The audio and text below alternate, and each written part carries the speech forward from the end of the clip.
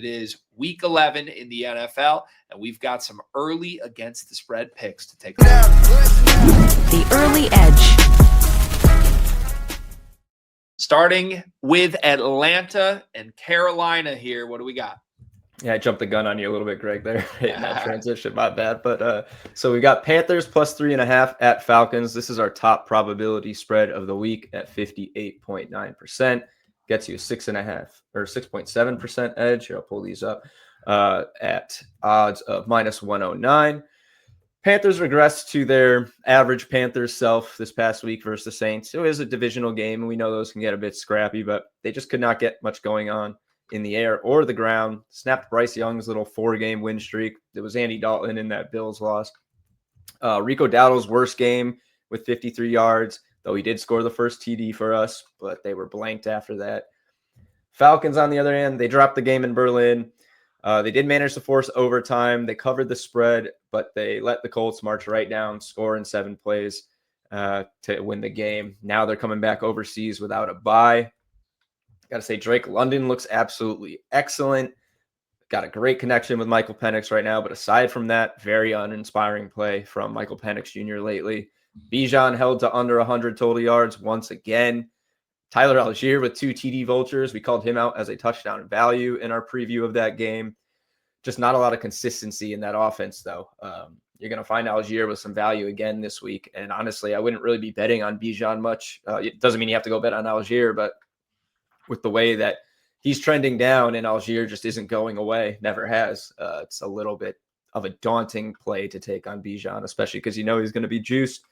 You got a great Falcons passing defense we talked about last week that's probably going to make problems for Bryce Young. Ted McMillan caps our receivers at 61 receiving yards and then just 34 for Leggett, 31 for Coker, only 179 total passing yards for Bryce Young in our projections. So prop angles, I'll probably be looking at some passing receiving unders. You're probably not going to see more than one receiver dominate from the Panthers offense. If any do, should be a good bounce back game for Rico Dowdle. Jonathan Taylor just went nuclear, 286 yards and 3 touchdowns. I'd be very afraid, or at least if I'm Rico Dowdle, I'd be very happy. So something to look at. Might be, again, tough to get some good odds after the JT performance is probably going to tax some of Rico Dowdle's odds and lines, I would imagine. But I'd say it seems like a really good spot on paper for the Panthers. They're very much in the NFC South race with the Bucs losing 1.5 games back. I pretty much expect them to play this as a must-win game. Falcon season is more or less over, and feels like a good spot for the model to be right on the Panthers once again. Yeah, I like this spot a lot as a bounce-back spot for Carolina. Just a totally dreadful performance against New Orleans, a team that obviously you want to beat if you're trying to sneak into the playoffs when nobody expected you to, right? But look, they've been good over the bulk of the season. Like they've got some wins that are going to hold up. They went to Lambeau and got a win. I was impressed in the Dallas win. Their best performance of the year by far was against this Atlanta team, 30-0. Just absolutely stomped them. That was their first win of the year. No one even knew who Carolina was at that point. Something is off with this Atlanta team. And, they had the overseas game last week. They kept up offensively with Indianapolis. That is impressive in its own right. But now you look at a team, like you said, what are they playing for at this point? They're 3-6 on the year. They had a long flight home from an emotional loss to Indianapolis. I think this is a hangover, defeated spot for them against a team that beat them by 30 that they didn't score against earlier in the year. I can't scoop up Carolina quick enough.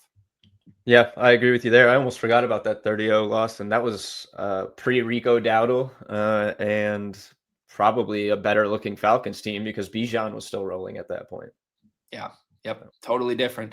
All right, next up is a team that I always mention, shows up frequently on my personal cards and frequently with the model this year. We're back in on the Bears at +3 against Minnesota here. Take me through it. Yeah, early spread value last week. Looked like it was going to be cooked in that Giants game, and then they came out with a beautiful fourth quarter after blowing the early lead. Really strong ground game in a good spot that really powered them to that win. Monungai didn't do a whole lot, but he scored. DeAndre Swift, I think, had 80-something yards. Caleb Williams rushed for 60-something, I believe. So they were just dominant on the ground. And despite not having beaten a dominant team lately, they're gathering momentum. They're finding an identity, even if that identity means a bit of a shaky Caleb Williams under center as he continues to grow. But he is, at least a little bit. You can see it in the offense. The defense needs to learn how to put some stops together instead of leaning on the team to get it done late. And meanwhile, I feel like the Vikings couldn't be more opposite. They're struggling to find any momentum. They've played very good teams lately. I'll say these schedules look like complete flip sides of one another as far as the quality of opponents they have to play, which makes sense. They were very good last year, and the schedule reflects that. But McCarthy's got 3 TDs and 3 picks in his last 2 starts, plus a rushing TD. This could be a very good game for the running backs in Minnesota, with the Bears allowing 135 rushing yards per game. They also allow the most rushing yards to quarterbacks. So J.J. McCarthy's coming off his best game there with 5 carries for, I think, 46 yards. So something to look at there, especially if you can get a good number. I'll take a quick look while we're discussing this to see what his projection is at early on in this week. But I do really like this spread. I think the Bears are trending in the better direction, as mentioned. 57% probability for the under 48.5 in this game also, which, as I always say, makes me like the cover more. Just kind of feels like +3 is sort of too long. Like, I know it can't be much shorter. I wouldn't say the Bears should be favored on the road, but I think the road is doing too much here for the spread. I think they would be favored at home, and I find it hard to imagine that just a road game is going to do that much to this matchup. Yeah. Yeah. It seems like, I mean, light years away from opening week, right? When the Vikings stormed back, that dramatic fourth quarter victory, JJ McCarthy heroics, 21 points late to come back from 2 scores down and beat the Bears by a field goal. They needed that much to beat the Bears by a field goal in that game. Certainly both these teams have changed quite a bit. The Bears have won 6 of 7. It's not always pretty, but it's there. Like they do just enough. They have the weapons offensively, and I think they have the quality play on the defensive side that they don't get the credit for. Minnesota's good, and what scares me here is I do think this is like a season on the line game for Minnesota, who is undefeated in the NFC North. Somehow they're the only team that hasn't lost a game in this division. They're sitting there in 4th place in the standings. It's a gauntlet with Green Bay, Chicago, and Detroit all at least a game, if not more, ahead of them at this point. This is totally, we have to win, or I think we see the writing on the wall. But they're not as good as Chicago.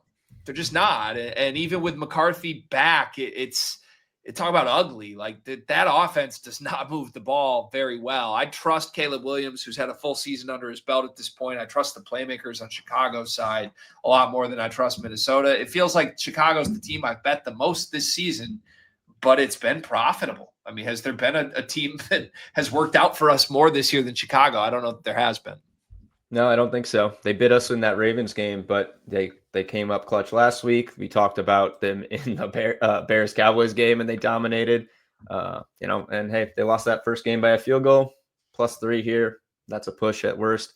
And this division is 6-3 atop with the Lions and the Bears. It's completely in play. You got to think Ben Johnson is hungrier than anybody to win a division against, particularly his former team. So it feels like the Bears would pull out all the stops in this game and give me the team with the momentum for sure. Yeah, that second Bears-Lions game, final game of the season, could be. Oh, really? That's going to be awesome. Could be Should quite be anyway. Yeah. We'll be interested in that one for sure. All right, last but certainly not least, speaking of games with divisional implications here, the Denver Broncos catching 4 points against Patrick Mahomes and the Kansas City Chiefs. High probability here from the model, almost a 57% probability. Are you on board with Broncos this week? I think so. I am. This one notably does not have high value from the model. So, if you're strictly an EV better, this would be on the lower end of that. Granted, it's not that much far off from the Bills. As you can see here, if you are watching, they have a 4% edge. Broncos at 3.6. But this is a big AFC West battle. We alluded to this one last week having even more implications and futures than before. Kind of interestingly, I was not correct that Denver would move into the favored spot, at least as far as minus odds are concerned. They're still 125, plus 125 over the Chiefs at plus 165 in the division. This is going to be a really interesting one. Like the Chiefs are coming off of a momentum-killing loss to the Bills, though they had the bye just now. And Denver, while their defense just continues to dominate, the offense just constantly looks lacking a second level. You cannot play the Cowboys defense every week, and that's pretty much the best they've looked all year. They're undefeated at home. That's the Broncos. Chiefs are 1-3 on the money line on the road. So that's practically enough for me to just like the spread because it screams close game to me. These teams are combined 9-1 on the spread. It could not be more evenly matched as far as trends and what these teams have shown so far. Both top 5 defenses and points allowed. So it's going to be a tough game, I think, for either to establish a serious run game, which is going to maybe make for some dicey drives, maybe some passes that, you wouldn't normally see some of these teams take as they try to chip away in a game that they're probably going to be struggling to really put together big drives. Chiefs have the superior offense. I don't think there's much of a question about that. But again, it's going to be hard to unlock its full potential against a very good defense. So a very close game here feels right. And frankly, the run game for the Chiefs still just has not inspired enough to suggest a well-balanced offense. And the Broncos run game is absolutely elite. So yeah, some TD value here when I'm looking at it. Cortland Sutton and Rashee Rice, which is interesting, kind of goes along with that I think the defense is just going to win out, that you're going to find value on offensive plays in this. So pretty appealing from a value standpoint to get both of the top wide receivers with an edge in the Dimers props. But again, how much passing are we really going to get in this game is a big question. Yeah, I think it's a fair point. The only thing that scares me at all here, I look at Denver's season on the whole here. They've lost 2 games by a combined 4 points, right? All the way back in weeks 2 and 3, on the road at Indianapolis, on the road at the Chargers. The game script in those games was basically those teams are going to air it out, right? Daniel Jones and Justin Herbert both went over 300 yards passing in those games. When Denver's played a team that just can't do that or doesn't do that, they've rolled pretty much every single week. And they're a team that has proven they can win in a variety of ways: a low-scoring dogfight, a blowout win, a high-scoring, high-paced game. I just think they're a good, well-rounded football team. The one thing that I think is exploitable is just we're going to air it out and beat you through the air. Mahomes can certainly do that. I think his hand is forced into doing that given the state of the backfield for Kansas City right now. But all that said, it's my favorite phrase in sports betting. Home dogs are not dogs. They're wolves. If you're giving me an underdog at home that's 8-2 on the year with 2 losses by a combined 4 points, and I'm catching 4 points, I might as well take the money line. I think there's value on that personally. So I'm in. I was in when I saw the number at 4. I think this is a coin flip game. And even if the Chiefs get it done, you just tip your cap to them if they go into Mile High and get that done. Yeah, catching it outside a field goal is nice. And yeah, couldn't agree more. Chiefs just haven't done enough for me to call them 4-point favorites in a divisional game against a very good team. 100%. Okay, 3 plays early in the week. We will check back on Thursday and see what we're finalizing on our card for the week. Reminder, all these things shift in real time. Sometimes you'll see changes to where the value is. That's the beauty of Dimers Pro. Promo code podcast, you get 50%. So we will keep you up to speed on Thursday, but get Dimers Pro on your own if you'd like to see it in the interim.